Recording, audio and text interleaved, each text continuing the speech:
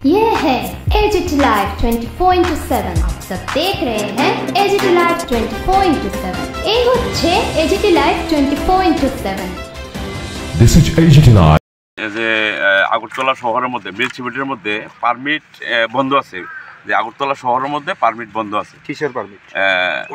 Auto permit বন্ধ আছে মিউনিসিপালিটির মধ্যে আর কি। তো যাই হোক, আমরা একটা বিষয় দেখছি যে আমরা রোডের মধ্যে কিছু রাধানগর নরসিংগড়ের গাড়ি বা সেনপাড়া থেকে ওল্ড আগরতলার গাড়ি পারমিট চেঞ্জ হয়েছে আমরা রোডের মধ্যে সেনপাড়া জিবি থেকে বণিকসমণি রোডের মধ্যে আইতেছে পঞ্চায়েতের গাড়ি বা এটি পঞ্চায়েতের গাড়ি।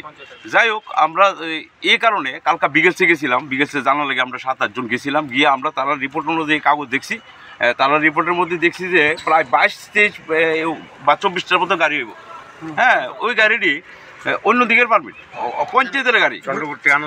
চন্দ্রপুর আনন্দনগর আছে, থেকে রাজচন্দ্রাই খয়ারপুর রাজচন্দ্রাই সব অন্য রোডের গাড়ি জিবি থেকে বণিকসমণি পারমিট দিতেছে। তা আমরা এই বিষয় নিয়ে কালকা গিয়া এই পারমিটটি দেখলাম। তো এই কারণে আমরা আজকে এখানে সবাই জড়িত হয়েছি।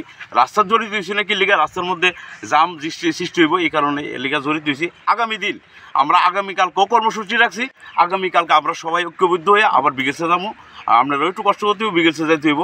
আমরা প্রয়োজনে আমরা পরিবহন মন্ত্রী আছে, মাননীয় সুশান্ত স্যার আছে, আমরা সুশান্ত স্যারের কাছেও যাবো এই বিষয়টা নিয়ে। কী কারণে তারা প্রেস ছাড়া, যেহেতু আগরতলা শহরের মধ্যে পারমিট বন্ধ আছে, কী কারণে তারা আবার চালু করবে? চালু করলে অত সবাই জানানোর দরকার আছে, আগরতলা শহরের লোকজনকে জানানোর দরকার আছে বা সবাই জানানোর দরকার আছে। এই বিষয়টা নিয়ে আজকে এখানে রোড পরিবর্তনের যে পারমিটগুলি, এগুলি কি করা যায় সরকারিভাবে? না না না, এগুলি তো বন্ধ আছে, আমরা জানি এগুলি বন্ধ মানে পরিবর্তন করতেছে, কিভাবে করতেছে? হয়তো পারে কিছু এটা ক্লিয়ারও কম যায়, হয়তো পারে কিছু টাকার বিনিময়ে হয়তো এমন হইতে পারে, করতে পারে। হয়তো কে বা কার হাত আছে এটি তো কইতে পারি না। এটি তো কতদিন ধরে পারমিট বদ্ধ আমরা জানা মতো একদমই প্রায় 15 থেকে 20 বছর ধরে।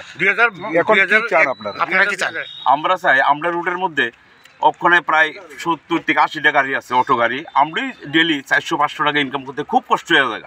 তার মধ্যে আছে অটো, টমটম, এই রুটের মধ্যে এই যে পিয়াগো ব্যাটারি চালিত অটো, ই রিক্সা, এটি একদম অ্যাভেলেবেল চলতেছে। পাশাপাশি আপনার অন্য দিকের পারমিটও রাধানগর, রাজচন্দ্রাই, অবিচরণ, রানীবাজার ওইসব দিকের পারমিটও, শালবাগান, ওই দিকের পারমিটও আমরা রোডে প্রায় 100 গাড়ির মতো চলতেছে। কোন রোডে? এই তো জিবি থেকে বণিকসমণি রোডে।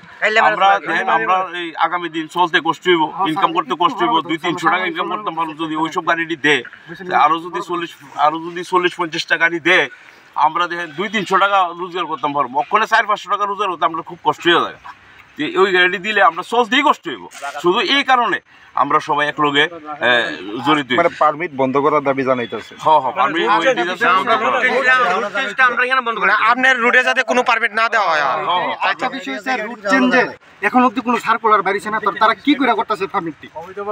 কিভাবে অবৈধভাবে করতেছে? করেন রুট যে চেঞ্জ, আমার রুট পারমিট আছে, গুরগাবস্তি নাগরতলা পারমিট আছে, তো আমি কি করে পারমিটটা আমি জিবি টু বণিকসমণি করি?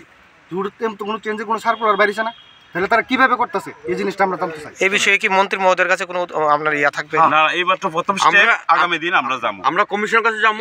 কমিশন না পাইলে আমরা ট্রান্সপোর্ট মিনিস্টারের কাছে আমরা যাবো। পাশাপাশি যে সেনপাড়ার থেকে ওল্ড আগরতলা আজকে 4 মাস আগে পারমিটটি মাত্র দেওয়া হয়েছে, নতুন পারমিট দেওয়া হয়েছে। এই পারমিটই দেখলাম আমরা কালকে গিয়ে দেখলাম চেঞ্জ কিভাবে হয়।